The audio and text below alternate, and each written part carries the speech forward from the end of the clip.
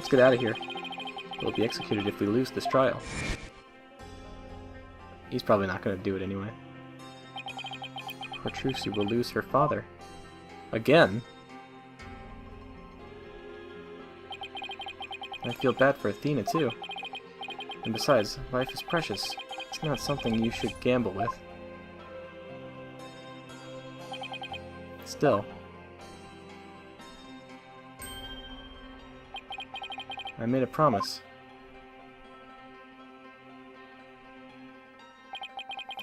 And there's one more person I can't abandon in this time of need. Which leaves me with only one choice.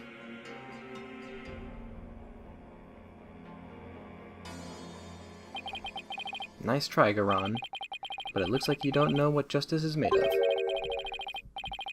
We won't koto? I don't know. To threats like that, Your Eminence. Mr. Wright, I'm sorry, but I can't back down now. I don't want to drag you into this, so... Don't worry, I'm with you, Apollo. To the bitter end, if need be. And while I can't say I'm used to it, this isn't exactly my first rodeo.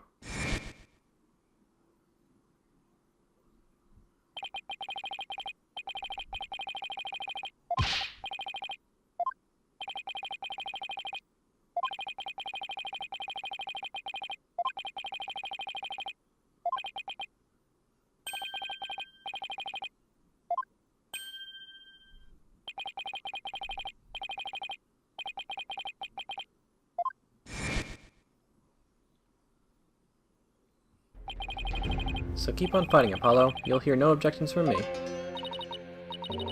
You nincompoops. You'll die if you lose this case. Why would you even entertain the notion of continuing? I believe that Dirk is innocent. That's why. And besides, trials exist to give the truth a chance to get out into the open. You can't give up just because you're afraid of some punishment. Even if that punishment is death? Does that not frighten you, Hornhead? Who wouldn't be scared? I mean, just thinking about it. Makes me weak in the knees, to be honest. But as a lawyer, I have a duty to protect my client. I can't just abandon that. A duty you're willing to die for? And yet, Duty. It's a heavy burden, alright. Rafa looks like she's really struggling.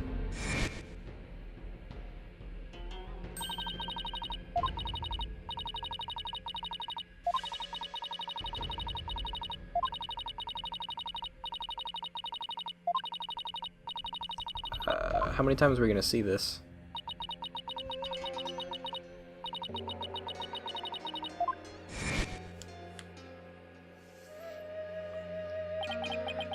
But it's no surprise, considering the torrent of painful truths she's had to face.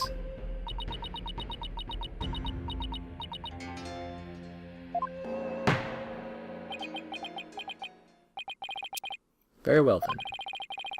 If the defense is prepared to face the death sentence under the Defense Culpability Act, then I see no reason not to continue with the proceedings. But I must admit, I see no grounds for doubting the accused's guilt.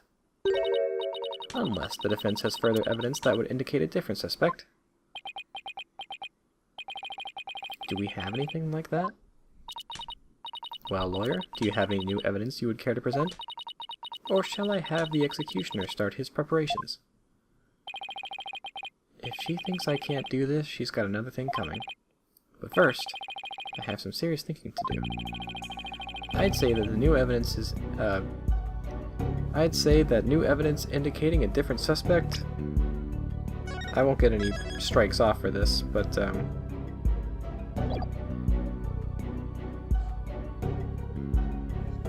like, different suspect, like, just other than Dirk, or... other than Nana.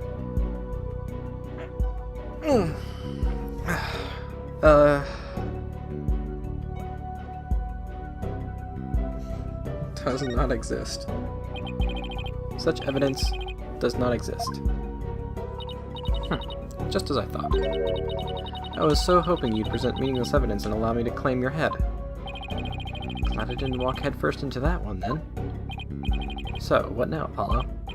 Well, unless we can prove that Nana killed Inga, this trial is over, and so are we. Isn't there still a way to get the proof we need? Even without evidence, you know, a key means of obtaining testimony here in Kurain? Huh? Wait, are you actually suggesting? It certainly won't be easy, but it's worth a try. Your Majesty.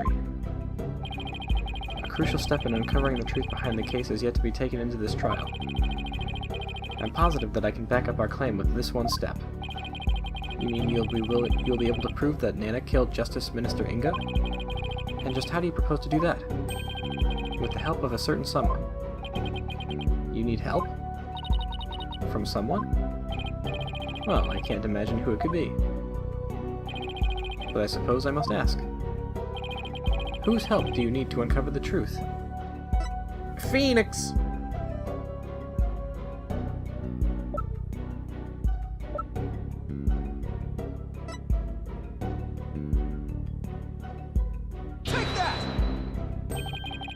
But that is...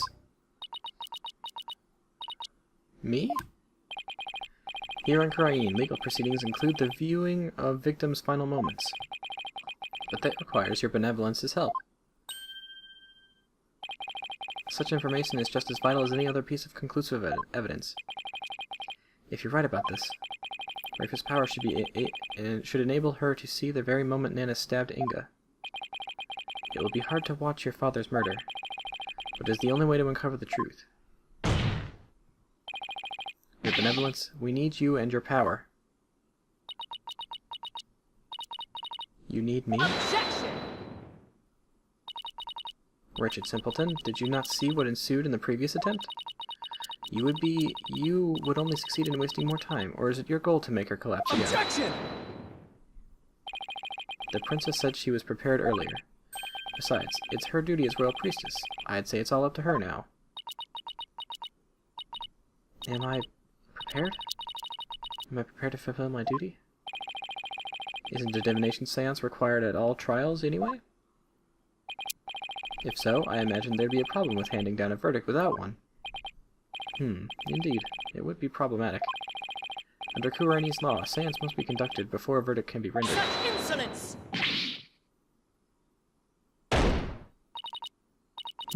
Must you try my patience so? If I must dispense with the vexing law, then dispense with it I shall. Huh? As ruling sovereign of Kurain, I proclaim the following.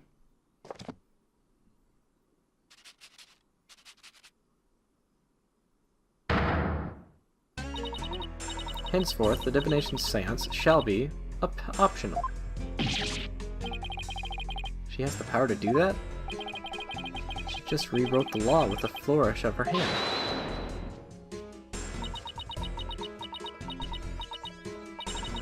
Mother?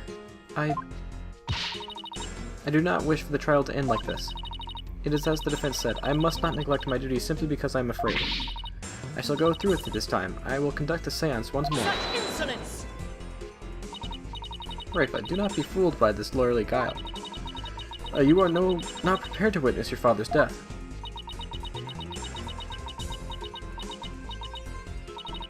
But Hornhead needs my help. Raifa, did you not tell me earlier? Did you not tell me you were prepared? But despite your grandiose posturing, you collapsed in a most piteous fashion. Even worse, you have erred in your insights of late. For has not the barbed one over there overturned them more than once? Oh. You cannot be trusted to keep your word, nor can you reveal the truth through your insights. So I say to you, begone. This sacred hall of justice has no need for such a worthless royal priestess. Worthless? Wow, how can she say that to her own daughter? So, Mother, you think of me worthless? Objection! Her benevolence says she can do it, doesn't she? So I don't see why you have to condemn her before she's even made the attempt.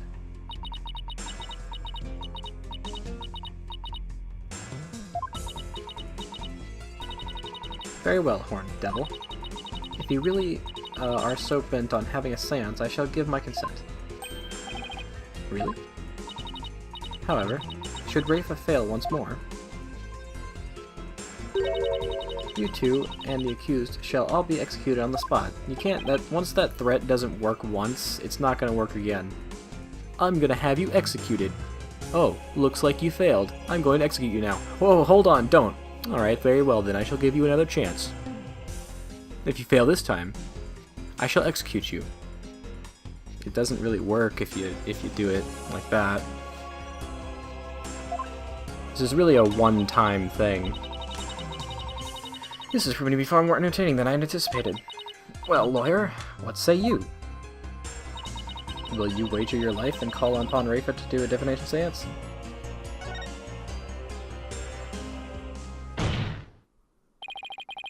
I don't think you're worthless, your benevolence. Far from it, in fact. If you say you can do it, then I believe in you. Hornhead? I do not understand. If I fail, you will be put to death. I know you collapsed during your previous attempt.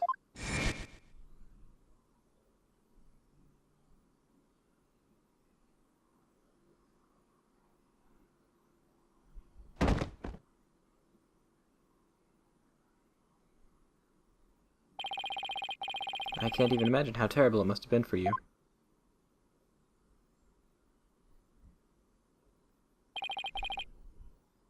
But despite that, you are willing to try again. I have faith in that conviction, in that courage. My courage? Ah, so she was doomed to fail if she didn't have the courage to perform the seance. But it looks like she's got the determination to try again. Right. And that's a bet I'm willing to take. But, just as Mother said, I erred in my insights as of late. Not only have I failed to reveal the truth, I've also contributed to false accusations. Knowing that, can you still say that you believe in me? Objection! Nope. I wouldn't take stock in those words, your benevolence. Despite what your mother says, I don't think you've made any errors at all. Huh? In the trials I've been a part of here in Kurain, I would have never proven my client's innocence without your seances. Because even though they did not always reflect the absolute truth, the insights they provided served as vital leads to finding the truth. Vital leads? My seances? So please, your benevolence, try to perform the divination seance one more time. Objection!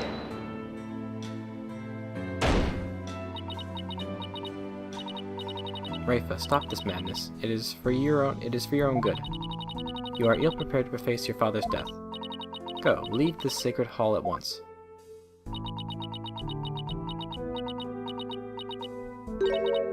No. What did you say? I said no, Mother. For I am the royal priestess of Kurain. I have no need for you now. Even if you do not need me, Mother. Hornhead and this Hall of Justice do. He proved that to me by risking his own life. It is because of him that I now understand. Well, and Phoenix.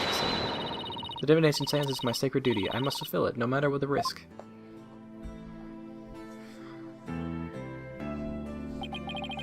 Your benevolence. Mother taught me that the divination seance was a mirror reflecting naught but the truth. But I began to have my doubts after Barb had disproved the insight it's offered. And now, I don't even know who or what to trust anymore. Father, Mother, even Nana, I had believed them above all others. But I finally know now. I know in what I can trust.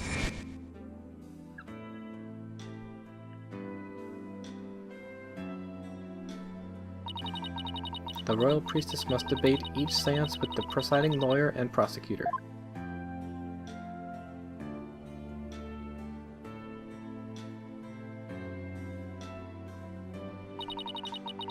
So that it can be interpreted properly. That is how I believe the trials here in Kurain should function.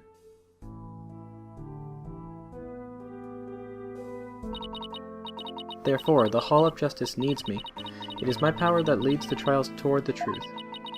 That is my sacred duty, and I will never shirk from it again. That right there, your benevolence, is the product of what you've learned in your struggles so far. The truth that you realized with your own strength. As my sacred duty, I must ensure that it is fulfilled. And sure, I must have the courage and resolve to see it through. Your Eminence, the Royal Priestess says she will conduct the divination seance. I see no grounds for you to forbid it. Unless, of course, you are worried that it might reveal something you find inconvenient.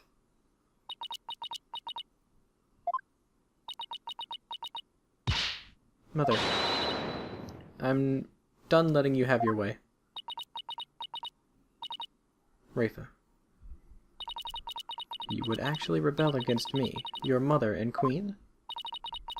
Though I am scared to see my father's death. I must face my fear.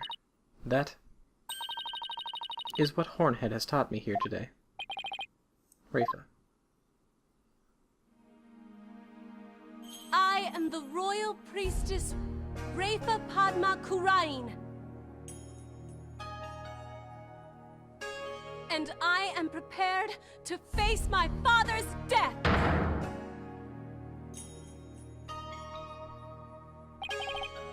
Your Eminence.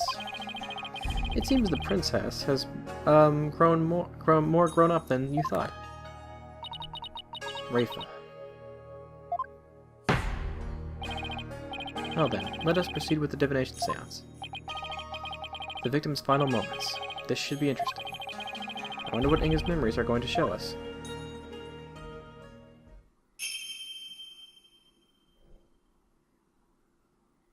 O Holy Mother, we hold this divination seance in your name. Let the eyes of everyone here be clear, and our ears be unstopped. O dance of devotion, guide the victim's soul to me, so that we may receive their final memories in the pool of souls.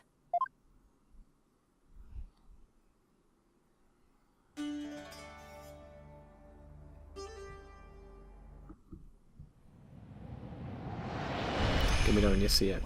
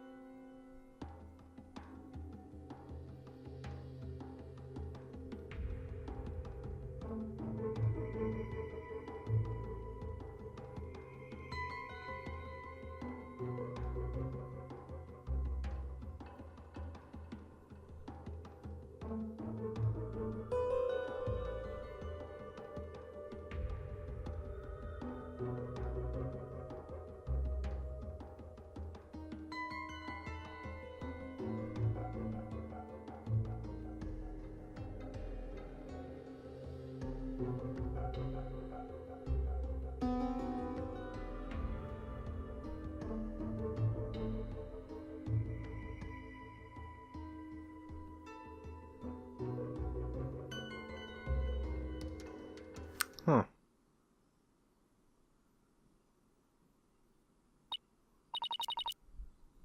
What in the... A faceless being? What the heck? His face, it's just like... the picture of the founder.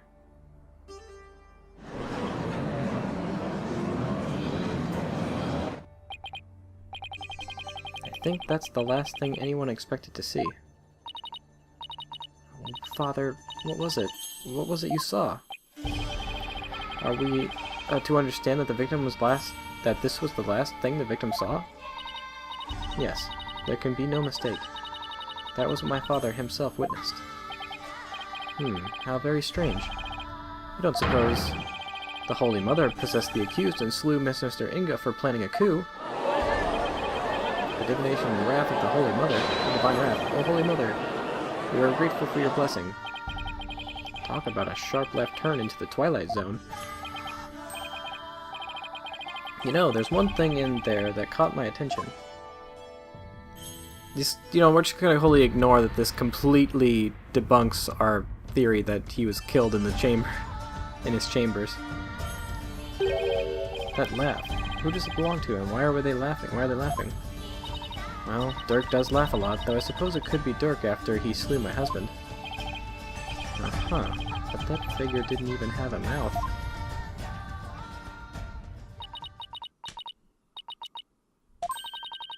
I think we're done here, lawyer. How so? You claimed the minister was stabbed in his private quarters, and, feeling no pain, went to the tomb where he eventually fell dead.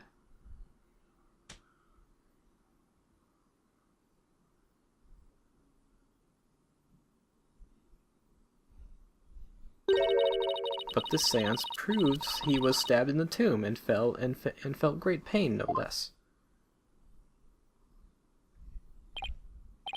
Oh, that.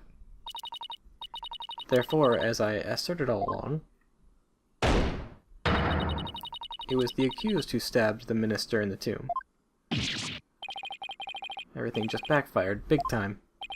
Wow, Garon has the devil's own luck, doesn't she? Now then, I shall give voice to the soul of the deceased. Listen well and heed these words.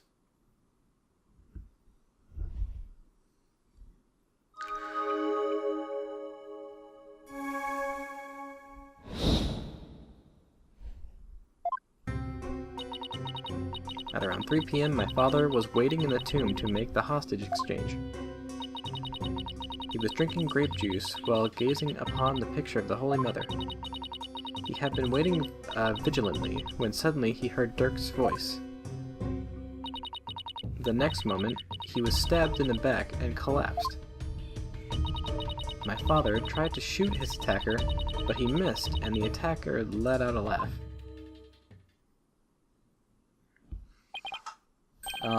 So what now, Mr. Wright? It's up to us to knock holes in Rafa's interpretations of Inga's memories. In other words, we need to prove that her understanding of them could be mistaken. Okay, I'll give it a try.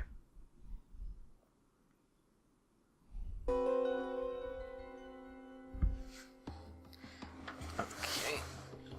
Wait, alright. Pause. I was waiting in the tomb to make the hostage exchange. Wrong.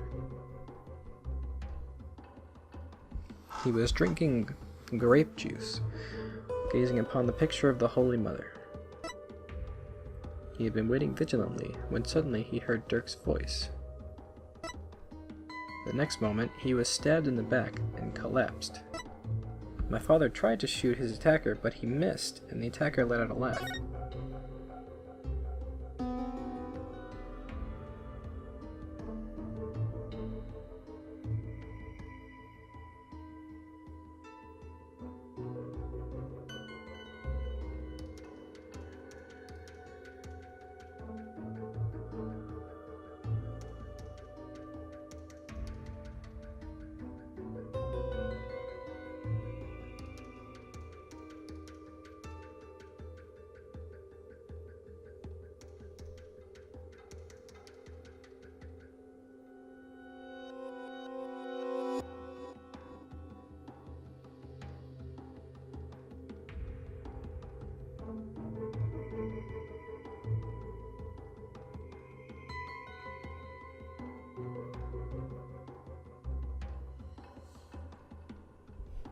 Wait a minute, hang on.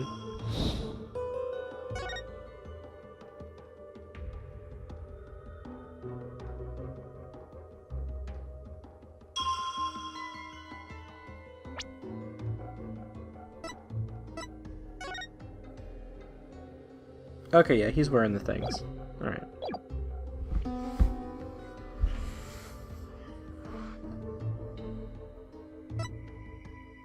He was stabbed in the back. He'd been waiting vigilantly when suddenly he heard Dirk's voice.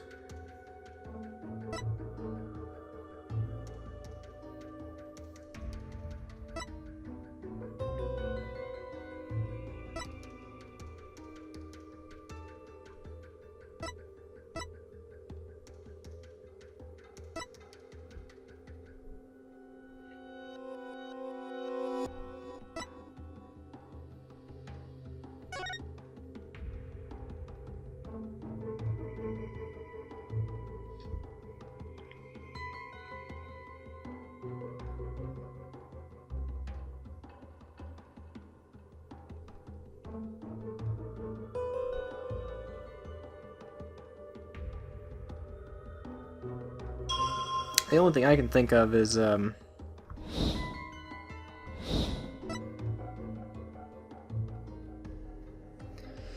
fact that the man's voice, like, was happening for like a really long time, and yet he didn't like look around. He just stood there and looked at the picture, and that's it. Even though he clearly heard a voice. That's all I can think of, man.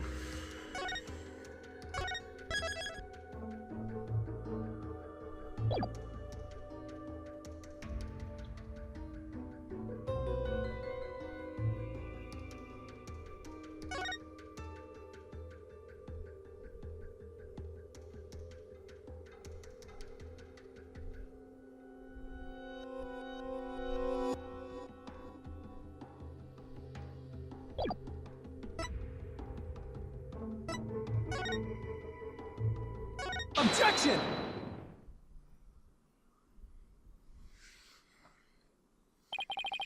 Your benevolence, there seems to be an inconsistency with your interpretation. An inconsistency? Where? Minister Inga is far too relaxed for what was supposedly about to take place.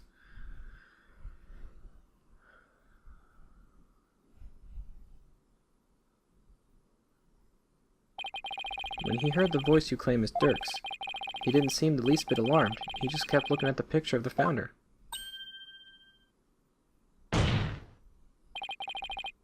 That's strange, right? He was waiting for Dirk to arrive with the founder's orb. But when he heard that voice, he didn't even turn to look. Don't you think he would have been worried about being attacked from behind?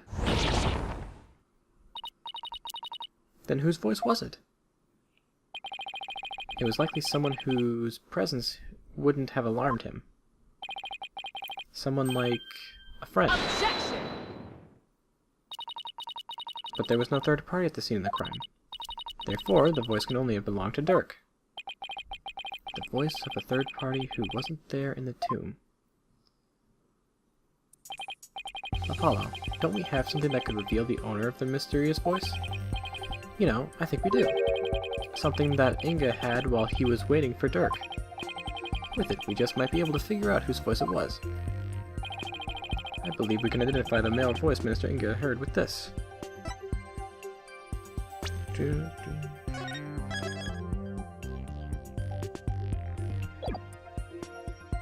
Take that! That's my father's... I know this must be hard for you, but could you please take a look at this photo? There's something here that can point us toward the identity of the voice. This is the real source of the man's voice. Take that! A cell phone? Right. I believe that the voice the minister heard was of a call on this cell phone. I see. Well, that certainly makes sense. What is your eminence's view on this matter? I can see the possibility. Then it seems I must refine my vision.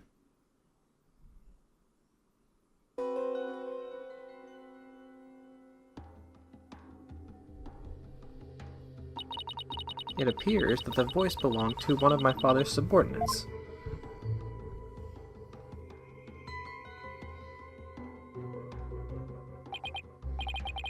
Why do you suppose he was talking to one of them? Oh, one of them then. My father had members of the secret police positioned throughout the palace. They were supposed to contact him as soon as they saw Dirk and the rest of you. Okay, now we're getting somewhere. Your benevolence, I believe you have an insight to revise. I know, Barkhead. Don't presume to tell me how to do my duty.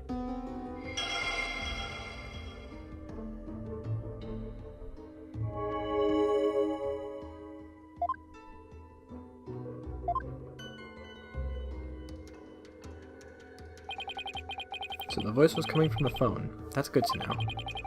But there might be other sounds coming from the phone, sounds that could be clues. Let's take a look at Rafa's insights, and really focus on the various sensations. Okay, I think I'm getting the hang of this now.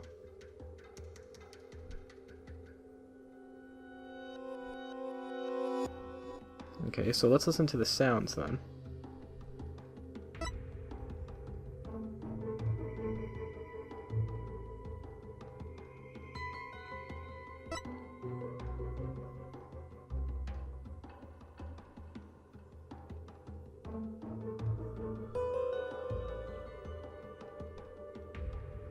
Oh, oh. Well, hang on. There's a whole lot of stuff. I guess I'll let it pain.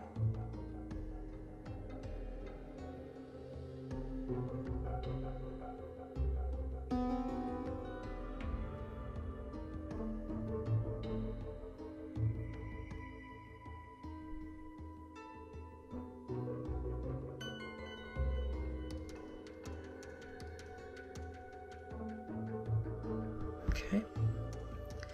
Well, I mean, we have to point out the dog, right?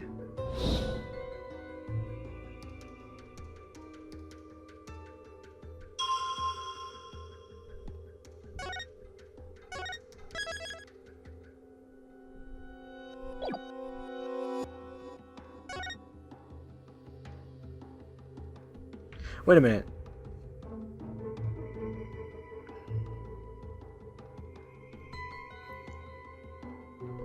Let's make it specifically the dog, because we know that the dog was not at the palace. We know that the dog... There. Okay.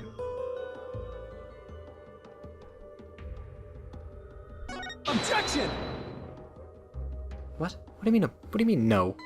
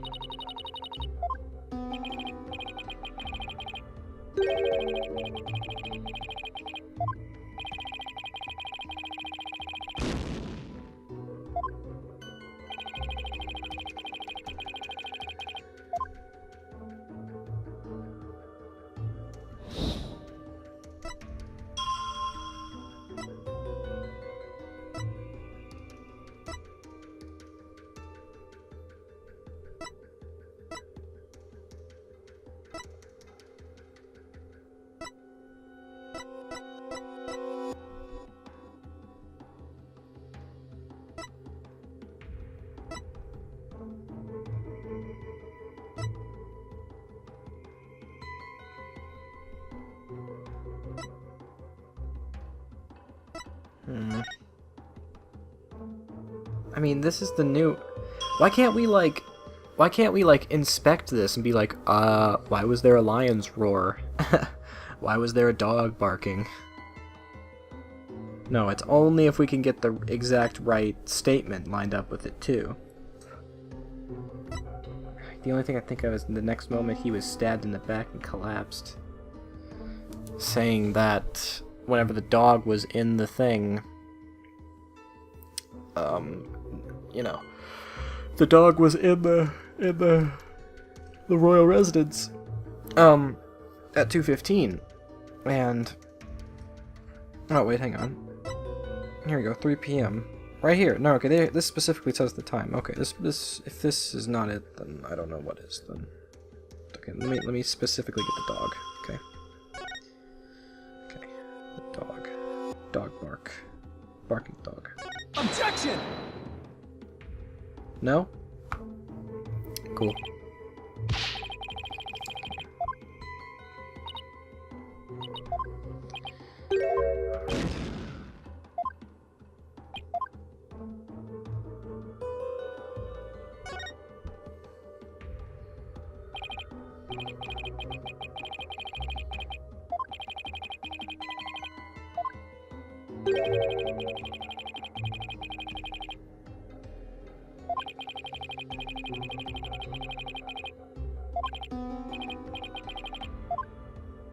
That's what I'm doing.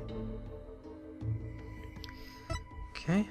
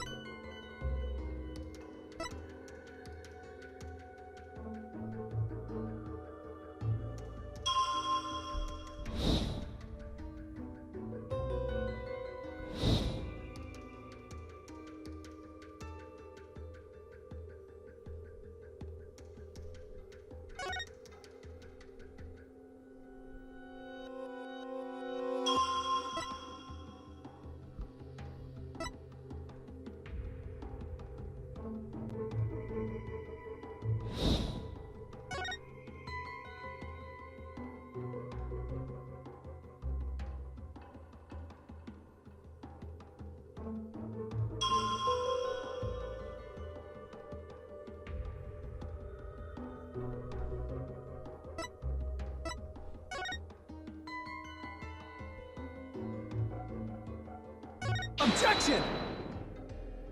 Trying to say that the laughter comes from the phone, not the attacker?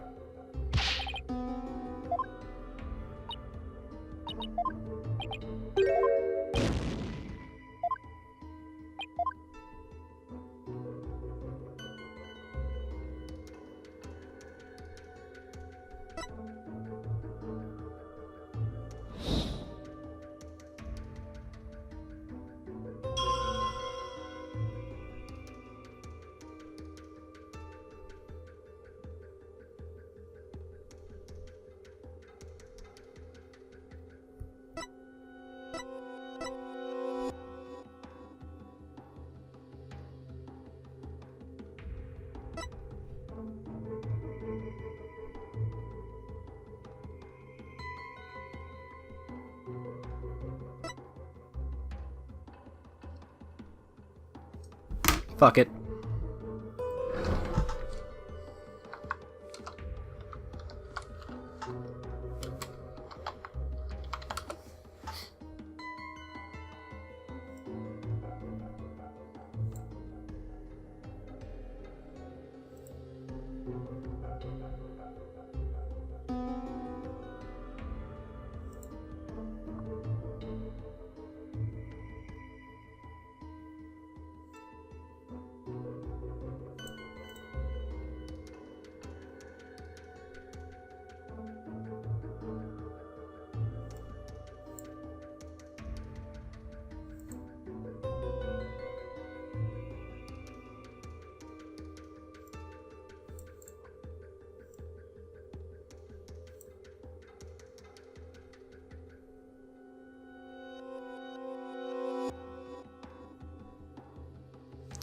Oh.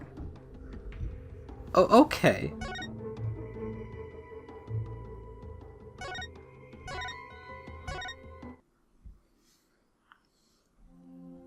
Silly me.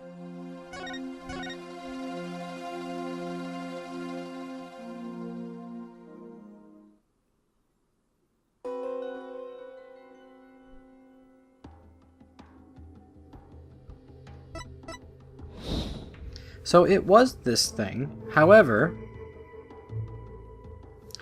you specifically need to do Lion's Roar. Objection! You cannot do Dog. Dog does not work. Hate to break it to you, Benevolence, but you're misinterpreting something again. What do you mean? Again. Smooth move, Apollo. I think you just hurt her feelings. She may put on a brave face, but she still feels more. She feels more than she lets on. Let me rephrase that, Your Benevolence. Your interpretation of your father's phone call and to his subordinate at the palace is inconsistent with his final memory. What do you mean by that?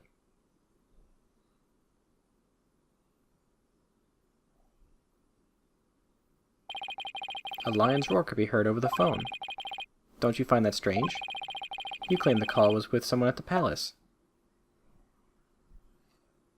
I don't know why a dog couldn't have been also something, but let me ask you, do you keep lions there?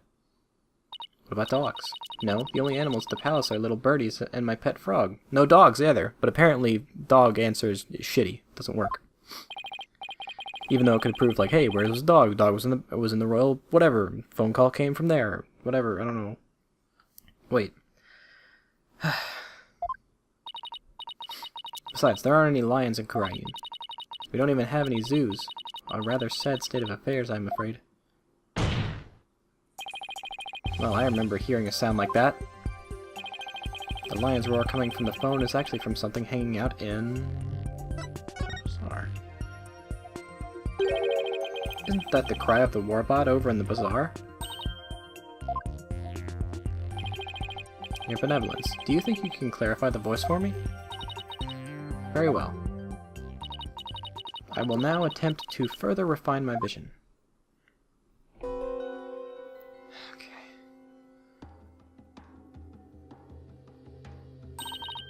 What's this?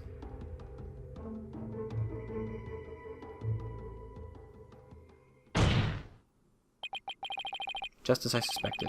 It was the call of a warbot. That means the subordinate Minister Inga was talking to, or the person he was talking to was in the bazaar, not the palace.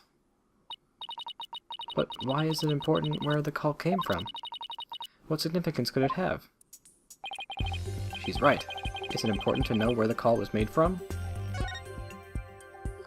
Very important, because it could also tell us the time that it was made. It's actually very important. Knowing that the person on the other end was at the bazaar means that the loud explosion might not have been the sound of a gunshot, or that too. But I can think of no other item that makes such a noise in the area. Go ahead, Apollo. Tell her. Tell Rafa the real source of that sound. Will do. Hornhead, I'm waiting. What was the true source of that explosive sound?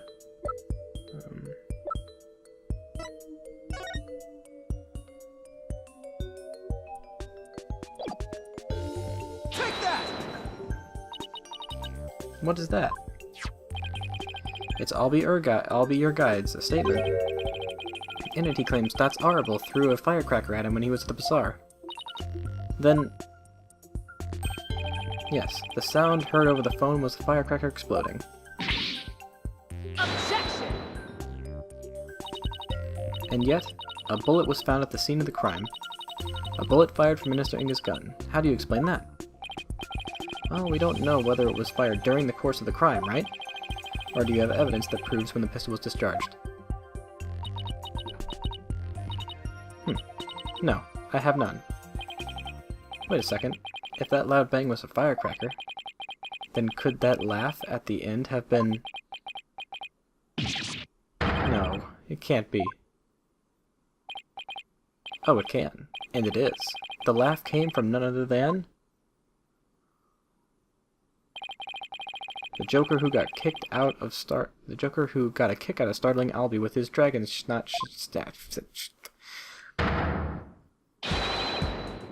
that happy-go-lucky, that's Arable. What? Someone should really put a leash on that guy.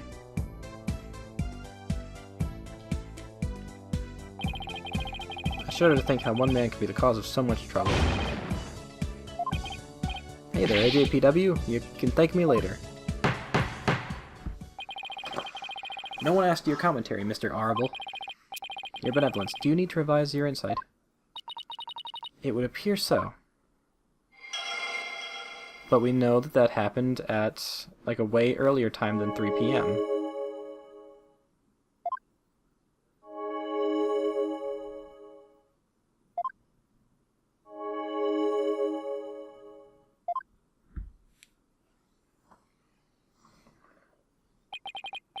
Well, this changes everything.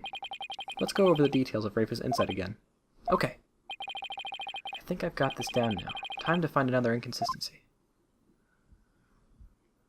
I have it. I need evidence. I need to present evidence. I can present evidence!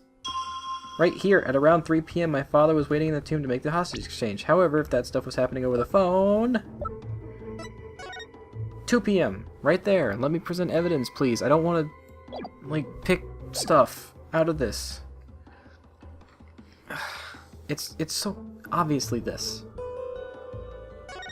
It's this statement, so I just gotta... Well, it could also be multiple things, though. That's the problem. Okay, that's leapt out of a bizarre manhole, got yowled at by a dog in a warbot, then threw a firecracker in shock on Albie's face, had dots and stitches when the police came along and detained the rebel. The noise spooked Shadow, who ran off. Blah blah blah. So it says that there was a dog barking, it says that there was a lion's roar, or the warbod, it says that there was a firecracker, and it says that there was laughter. That's 4 different sounds right here, and hopefully I can just pick one, the laughter, potentially.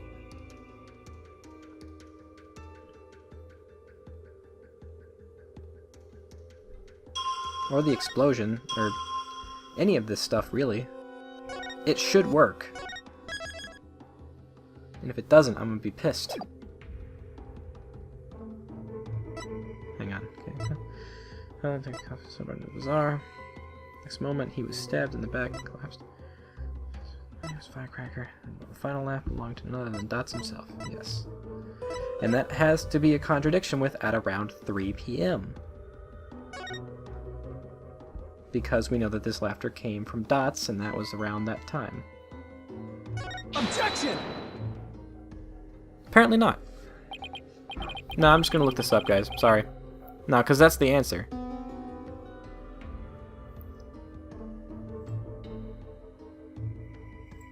Wow. Awesome. Oh, wait, hang on. Did the murder really happen at 3 p.m.? I mean, if the laugh is coming from the phone, then it's something Minister Inga would have really heard. Is it something Minister Inga would have really heard at 3 p.m.? Okay, never mind. Maybe I'm allowed to do something. The call came from the bazaar. A place where such sound as laughter can be heard any time. Even if that was Dots, he could very well have been laughing like a fool at 3 p.m. Yeah, you have a point there. Hornhead. I advise you to think again, carefully. I think you're getting warmer, but you're still a little off. Is there another sensation that could be more decisively pinpoint the time of the call? You know, something that could only have occurred at a certain time? Okay. Alright, so they didn't take any points off for that. Alright. So yeah, then it's the explosion. I was gonna be fucking pissed. It's like, oh, okay, so out of the 4 sounds, you just had to pick the right one. Or else you get it fucking wrong. No, okay, they allow you to have a little bit of leeway here, because they don't take points off, so, okay. Objection! Thank you. Thank you. And they are like, yeah, you are right, but you just need to pick the exact one. Your benevolence, there's a glaring problem with this insight. There is?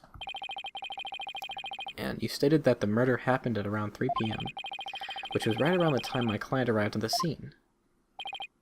However, now that we know that the source of the loud bang is, your insight conflicts with a certain piece of evidence. I suppose I have to ask the obvious here. What evidence conflicts with the claim that the murder occurred at 3 p.m.? The exact same fucking thing. Take that! Man, you know, I really want some Trix yogurt right now. I don't know, no, I haven't had that in years, but I suddenly just got a craving, man.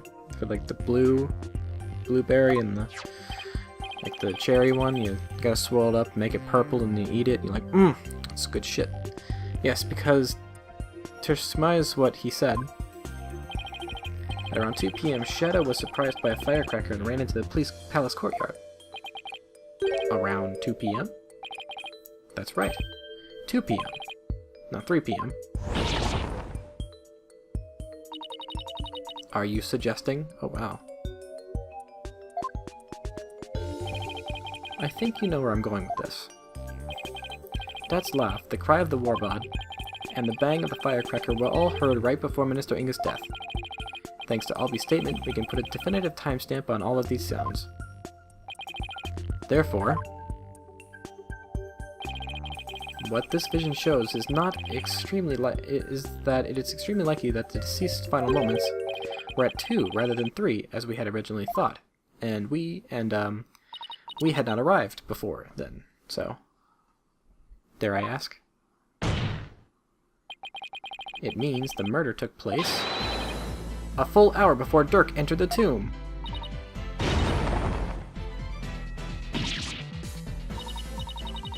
How can this be? Are you saying that I, the very personification of the law, have been mistaken? Now you see why justice will always prevail.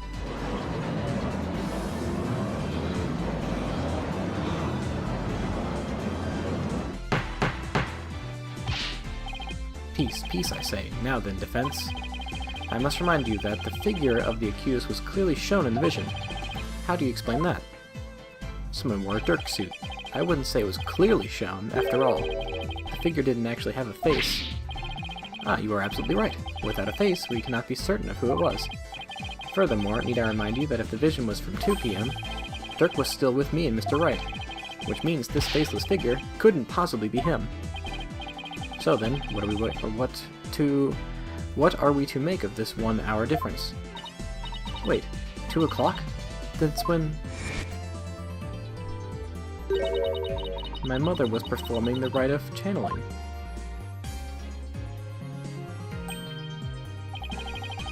The palace guards had all been resigned to guard the channeling chamber for the rite.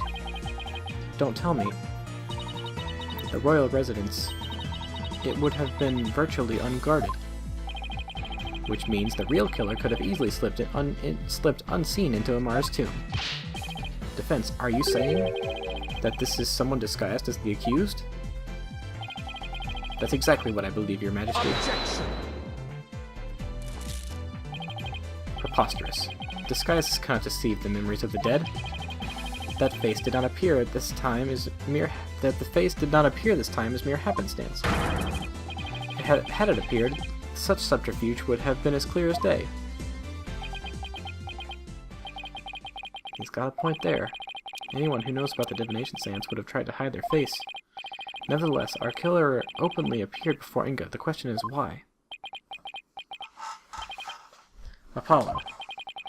Maybe the killer could afford to be so bold because they knew their face wouldn't show up in the seance vision. What? It's possible that the killer dared to dress in Dirk's clothes and stand square in front of Inga, precisely because they knew they could get away with it. But how could anyone be so sure of something like that? A long time ago, I heard of a cognitive disorder that impairs a person's ability to distinguish between different faces. Oh, prosopagnosia?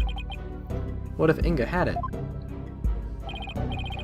Then are you saying that this is literally how Inga saw the world?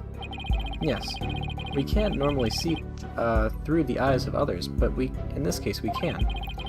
If he had that disorder, I imagine this is how faces appeared to him in life. Yeah, I know what that is. Yeah, dude. Okay, so let's say that the killer knew that Inga had such a disorder. They could definitely use it to pin the crime on Dirk. But if you're wondering about how to prove that Inga had it, you already have what you need. Really? Well, defense, do you have anything to show to this court? Yes, I believe so. Frankly, I have no idea what Mr. Wright means, but I'll look in the evidence over again. What explains why the face...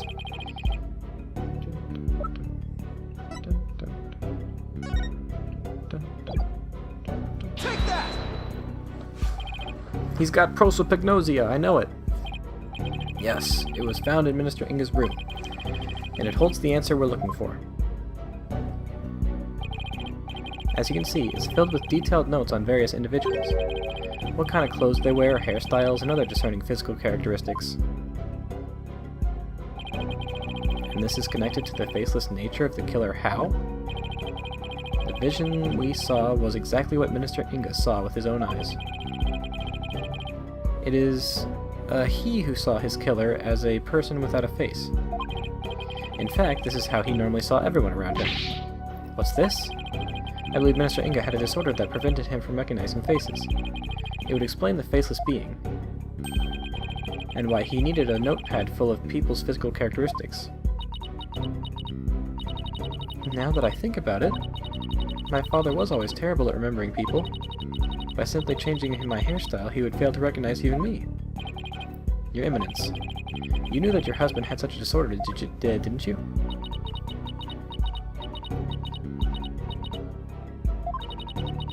He never wished for it to become public knowledge. But I suppose there is no use in keeping quiet about it now. It is as you say. My late husband had a special disorder that hindered his ability to recognize faces. The medical term for it is prosopagnosia. There it is! So Mr. Wright was right. Of course he is. He's Mr. Wright. The memories of those afflicted with such disorders in life do appear strange at times. There is precedence for this. So the killer likely knew about the disorder and used it to their advantage. Right, so there's someone who is both knowledgeable about the divination seance and aware of Inga's affliction. Your Eminence? Who knew about your husband's condition? A small number of servants who tended to his needs. And me. Surely you're not about to insinuate that I committed this crime? Oh no, Your Eminence. Still, could she have done it? Garan has an alibi, remember? Oh, right. She was conducting the rite of channeling at 2 p.m. In that case... Your Eminence, does Nana know about Minister Inga's disorder? Of course she does. She is our head servant. So as head servant, she knew about Minister Inga's condition. And as the princess's personal attendant, she is familiar with the divination seance. And if these two facts together don't make her a possible suspect, I don't know what would. Objection!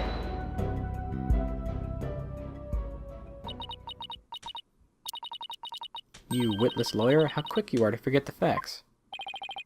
Facts like... when Inga was last seen alive, you claim he was slain at 2, yet that is impossible. For Rafa saw him at 2:30. Ah. Oh, yeah, that's right. We did completely forget about that. Well, there must be some mistake. So you see, the murder could have only happened at 3 p.m. The hour Dirk entered the tomb, there is no other answer to this puzzle. Why don't we ever get to make up answers like Garan makes up laws? Guess it's back to square one. Where did it go wrong? I don't think we're the problem. We just seem to be short one piece of the puzzle. Our deductions so far explain everything to a T. Everything except for Inga's sighting at 2:30. I see, and without that final puzzle piece, all our deductions fall apart. Apollo, if Inga's sighting is the only anomaly, we'll just have to find a way to make it fit into the bigger picture. Time to think outside the box then, right? Let's see. It would be impossible to see Inga walking around after he'd been killed. But what if there was a way to make people think he was alive even though he was dead? Like a way to make people witness the living dead? Sounds like some kind of TV show. Things like that don't happen in real life.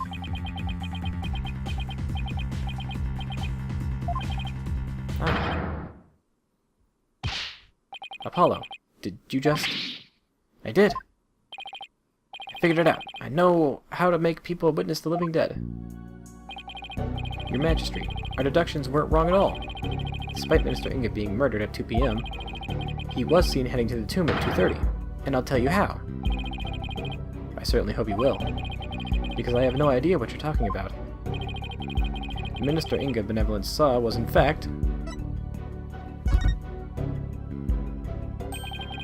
it was the deceased being channeled. It's the only way a man who was already dead could have been seen by her benevolence. Channeled, you say? That's right, and there are only 2 people capable of spirit channeling here in Kurain. Her Eminence Queen Garan and Maya Fey. It's possible that one of them was channeling the minister. It would seem that you are ever bent on making me party to this crime.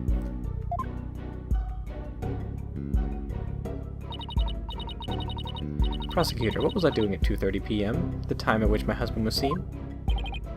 Eminence. I believe you had completed the channeling rite and were having tea with the king of the neighboring realm. There would have been many attendants there too. Huta has to keep up with her schedule too? What doesn't she make him do? Then that leaves only Maya. Yeah, it does. Maybe someone was forcing her to use her power toward nefarious ends. The real killer could have been threatening her. That cannot be. So then, Inga's scream. That was probably from when he woke up from being called back into this world. After all, that's when the flow of time would have been picked back up after he died. So Minister Inga probably leapt to his feet thinking he had just had a nightmare. Then, realizing it was almost time for the hostage exchange, he raced off to Amara's tomb, not even realizing he was already dead. Then, her benevolence really did see a dead man running.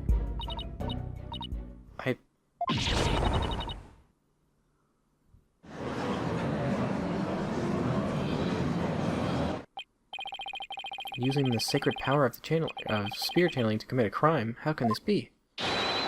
The defense calls Miss Maya Fey to the stand. Well, Your Eminence, will you allow a new witness? It matters not. Either way, this lawyer shall soon know the truth. He will know just how much of an imbecile he is in the face of my infallible arguments. Insult me all you want, witch, but you'll be eating those words when I expose the truth. Very well. Let us adjourn until the next witness is ready.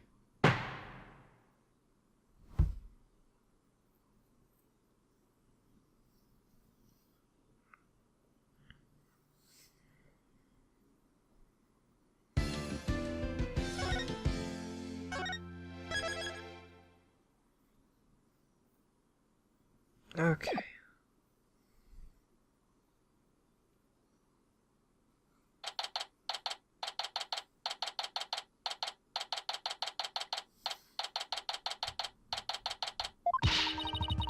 Talk about some really close shaves.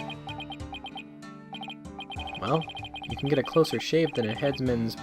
You can't get a closer shave than a headsman's brand blades, that's for sure. The trial's not even over yet, and I'm already exhausted. Still, you were able to fight back the queen herself in there. Well, maybe with Miss Faye's help, I won't have to keep on playing her game much longer. Speaking of which... I guess it's a little late to be asking, but... Do you think she was well enough to testify, Mr. Wright? She slept all day yesterday out of exhaustion, apparently. But that's all it was, so she should be okay. Barbed head, horn head. Oh, hello, your benevolence. Princess Rafa. You were really impressive in there. I am the royal priestess Rafa Padma Kurain. And I am prepared to face my father's death.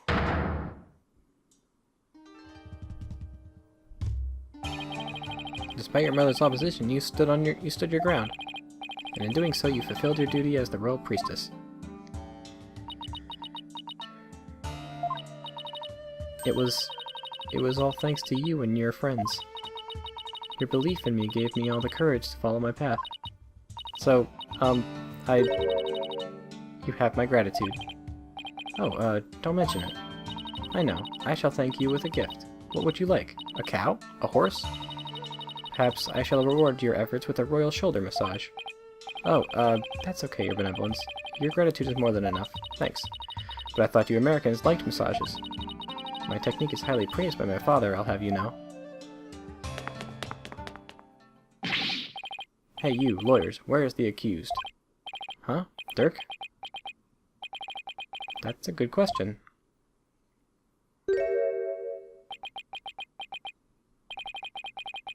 I blew it big time, AJ. Dats? Shut up, you. What's going on? The scoundrel tried to escape with the accused. What? We're able to nab him, but the accused is nowhere to be found. Where are you hiding him, you miscreant? I keep telling you, I've got no idea where he went. I mean, yeah, we booked it together. But I lost track of him after that. So Dirk's on the lam now. Probably. Who knows? He vanished in the blink of an eye.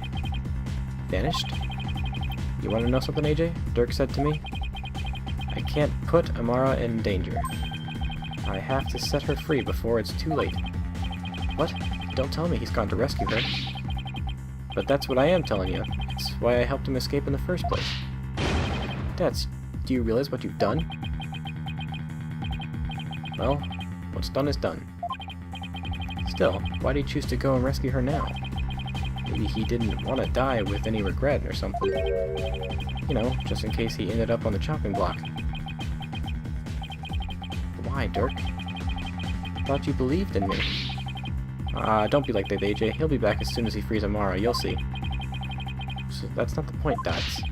Listen, lawyer, you let us know immediately if the accused contacts you. The trial will resume. See that you are ready. Wait, the trial's still on? Even without the defendant? Those were Her Eminence's orders, so you will return to the courtroom at once. Let's go, Apollo. All we can do is see where the next testimony leads.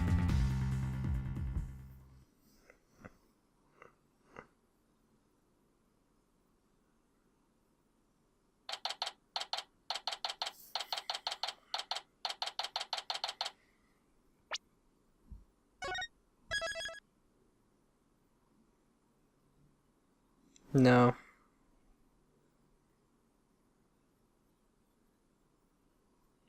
Also, wait, why does this say 2012? This is completely wrong.